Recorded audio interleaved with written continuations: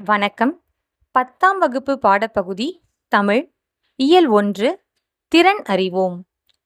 பலவுள் தெரிக. காலக்கணிதம் கவிதையில் இடம்பெற்ற தொடர் எது? இகழ்ந்தால் என் மனம் இறந்து விடாது. காய்ந்த இலையும் காய்ந்த தோகையும் நிலத்துக்கு நல்ல உரங்கள். இத்தொடரில் அடிக்கோடிட்ட பகுதி குறிப்பிடுவது சருகும் சண்டும்.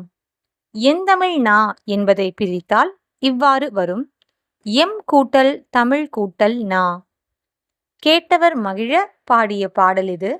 தொடரில் இடம்பெற்றுள்ள தொழிற்பெயரும் வினையாளனையும் பெயரும் முறையே: பாடல் கேட்டவர்.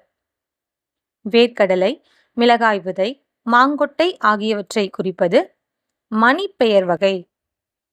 குறுவினாக்கள்: பலகை என்பதை தொடர்மொழியாகவும் பொதுமொழியாகவும் வேறுபடுத்தி காட்டுக. தனிமொழி பலகை தனித்து நின்று மரப்பலகை என்ற பொருளை தருகிறது. தொடர்மொழி பல கூட்டல் கை என பிரிந்து பல கைகள் என்ற பொருளை தருகிறது.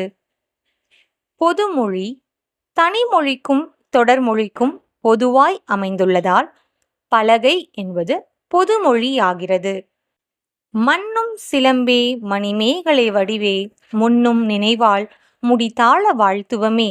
இவ்வடிகளில் இடம்பெற்றுள்ள காப்பியங்களின் பெயர்களை எழுதுக. சிலப்பதிகாரம் மணிமேகலை. ஒரு தாற்றில் பல சீப்பு வாழைப்பழங்கள் உள்ளன. ஒரு சீப்பில் பல தாறு வாழைப்பழங்கள் உள்ளன.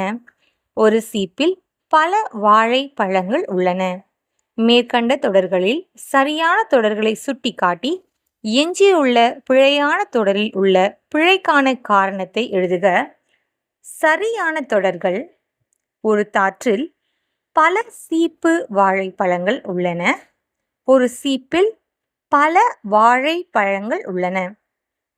பிழையான தொடர்: ஒரு சீப்பில் பல தாறு வாழைப்பழங்கள் உள்ளன.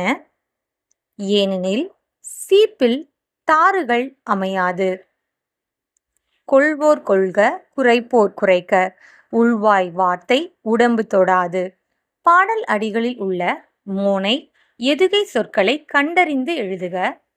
மோனை சொற்கள்: கொள்வோர் கொள்க, குறைப்போர் குறைக்க, உள்வாய் உடம்பு. எதுகை சொற்கள்: கொள்வோர் கொள்க, கொள்வோர் உள்வாய். சொல் வளத்தை உணர்த்த உதவும் நெல் வகைகளின் பெயர்களை குறிப்பிடுக.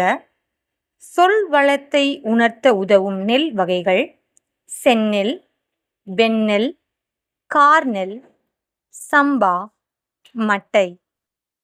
அடுத்த வீடியோவில் சந்திப்போம். நன்றி.